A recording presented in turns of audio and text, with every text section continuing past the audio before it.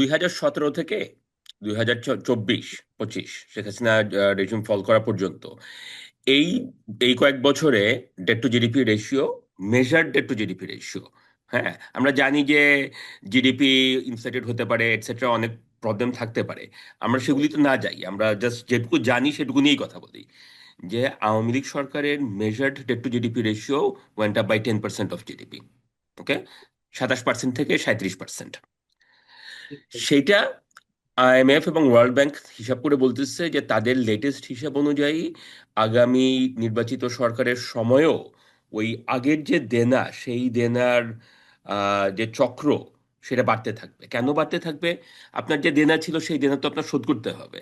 সেই দেনা শোধ করতে গেলে পরে সেটার যে ফ্লো অন এফেক্ট হবে, আপনি যদি অন্য কোনো প্রমিস রাখতে চান, আপনি যদি অন্য কোনো প্রোগ্রাম করতে চান, তাহলে পরে তো আপনাকে সেটা হিসাব মিলিয়ে করতে হবে। ওই আগের হাসিনার যে লেগেসিটা রেখে গেছি, সেই লেগেসিটা যদি আমাকে মেনটেন করতে হয়, তাহলে পরে আমার দুটো জিনিস করতে হবে। একটা হচ্ছে যে আগের দেনার যে ইন্টারেস্ট সেটা আমাকে শোধ করতে হবে, right? And that can take up between a quarter to third of our revenue. Okay, so there is no getting around from this. যে দেনা যে দেনা হাসিনা আপনার জন্য রেখে গেছে, সেটা আপনাকে প্রথমে মিট করতে হবে। So this is point number one.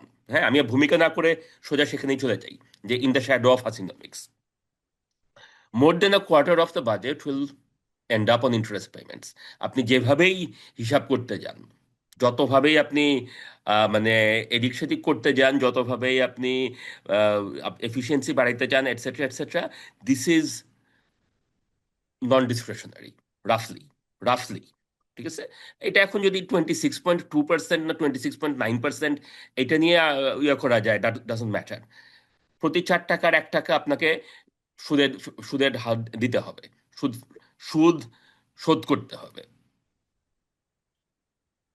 আচ্ছা, so that's point number one, আমাদের স্টার্টিং পয়েন্ট। ইন্টারিম গভর্নমেন্ট কি করছে? হাসিনা যাওয়ার পরে ইন্টারিম গভর্নমেন্ট আমাদেরকে বা নির্বাচিত সরকারকে কি রেখে যাবে? ইন্টারিম গভর্নমেন্ট একটা জিনিস করেছে, সেটা হচ্ছে যে interim government has been fiscally conservative. Fiscally conservative, what does that mean? তার মানে হচ্ছে যে এরকম যে তারা ডেফিসিট বাড়ায় নাই।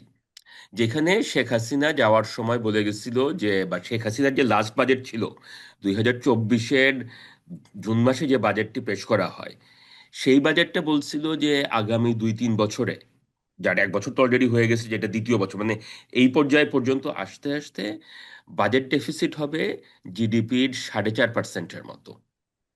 ওকে, সেখানে ইন্টারিম গভর্নমেন্ট যে 1 বছর হাসিনার বাজেট ইমপ্লিমেন্ট করে তারপরে তাদের দ্বিতীয় বছরে, মানে 2025-26-এর যে বাজেট, সেটা যেটা অ্যানাউন্স করেছে এবং যে ফরওয়ার্ড প্ল্যান রেখে যাচ্ছে, সেইটা অনুযায়ী বাজেট ডেফিসিট কমে আসবে 2.5%-এ।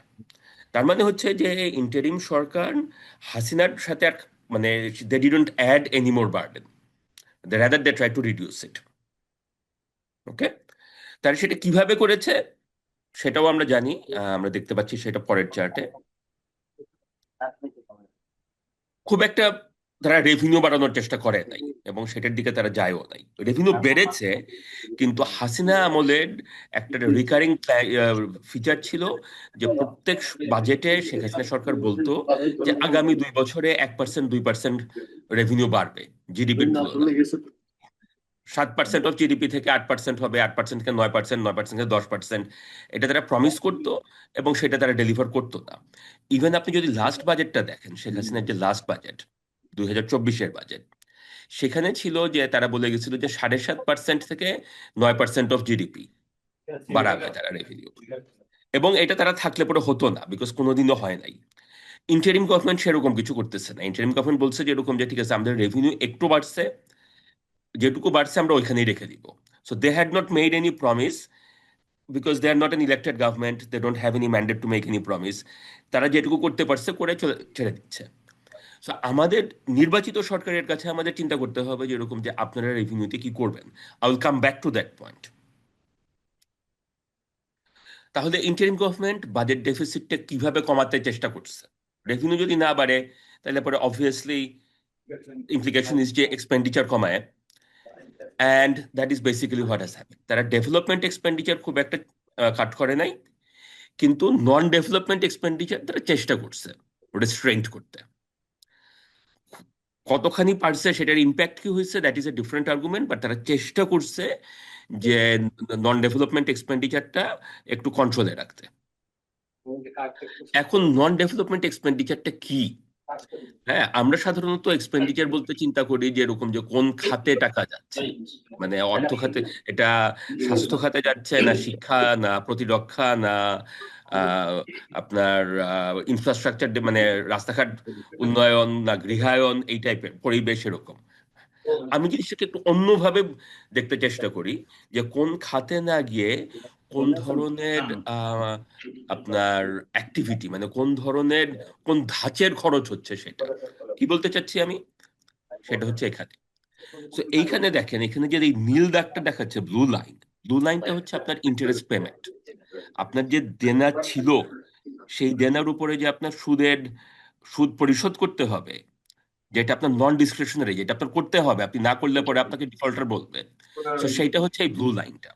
ওকে, সো টোটাল হাসিনা সরকারের যে বাজেটগুলি ছিল, তার বাজেটে তার রেভিনিউ, তারা যে রেভিনিউ আয় করতো, সেটার 1/5, অ্যাবাউট 20% তারা রেভিনিউ, ইন্টারেস্ট পেমেন্টে খরচ করতো। ওকে, এবং এইটা নির্বাচিত সরকারের জন্য আমরা আগে দেখছি যে এটা বাড়তেছে, মানে তাদের তাদের দেনারটা শোধ করার আহ, যে বোঝা, সেটা নির্বাচিত সরকারের উপরে পড়বে। এগুলো এক নাম্বার কথা। আমরা মনে করি যে, সাধারণত মনে করি যে, একটা একটা ধারণা আছে আর কি, যেরকম যে আমাদের আমলাতন্ত্রের পিছনে অনেক খরচ হয়, বা আমলাদের পিছনে অনেক খরচ হয়, বা তাদের আপনার মানে মাথাভারী প্রশাসন, এই টাইপের জিনিস। এইটা কিন্তু আসলে আপনি যদি অ্যাকচুয়ালি ডাটাতে দেখেন, ইট না না ডাজন্ট সিম সামনে যে মানে ইমিডিয়েটলি অবভিয়াস। এই যে লাল দাগটা এখানে দেখা যাচ্ছে, লাল দাগটা হচ্ছে আপনার compensation of employees. Compensation of employees মানে হচ্ছে আপনার total public service wages and salaries. Okay, মানে এটুকু পুরো পাবলিক সার্ভিস, এটা খালি বিসিএস অফিসার না, যে কোনো সরকারি আম, আপনার চাকুরিজীবী। তো এটা আপনার সরকারি স্কুলের শিক্ষক শিক্ষিকা, অথবা গ্রেড 4 এমপ্লয়িজ ইন রেলওয়ে, অথবা আপনার senior secretary in prime ministers office, সবাই সবাই ইনক্লুডেড এখানে। ঠিক আছে, সো এই লাল দাগটা যদি আমরা দেখি, যে হাসিনার আমলে আসলে এই লাল দাগটা কিন্তু খুব একটা উঠে নাই। মানে বেসিক্যালি যেটা বলা হচ্ছে, সেটা হচ্ছে যে আপনার টোটাল রেভিনিউ যা কালেক্ট করতো হাসিনা সরকার, তার মধ্যে কত পার্সেন্ট বেতন ভাতায় যেত, এটা কিন্তু আসলে খুব একটা বাড়ে নাই। ইফ এনিথিং, আপনার 2017-র পর থেকে এটা একটু কমের দিকেই ছিল। সো এই হিসাবে কিন্তু আসলে it is not immediately obvious যে আপনার এইখানে মানুষের বেতন কেটে আপনি আরো কতখানি সেভিংস করতে পারবেন। রাদার এখানে উল্টা জিনিসটা যেটা হইতে পারে, যেরকম যে আপনি যদি বেতন ভাতা বেশি কাটতে যান, তাহলে পরে হয়তো সেটা করাপশন ইয়ে করতে পারে। So this is a important point for us to remember, যে আমরা কি লেগেছি হাসিনা আমাদের জন্য রেখে গেছে, এবং আমরা কি করতে পারি। আচ্ছা, কোন জিনিসটা বাড়ছে, কোন জিনিসটা বাড়ছে সেটা হচ্ছে সবুজ লাইনটা। সবুজ লাইনটা কি? সবুজটা হচ্ছে subsidies, grants and transfer. Okay, so subsidy মানে হচ্ছে আপনার যেটা আর কি আপনার মানে ভর্তুকি। গ্র্যান্টস যেটা আর কি আপনার ডেভেলপমেন্ট গ্র্যান্ট বলেন বা অন্যান্য গ্র্যান্ট বলেন, যেটা সরকার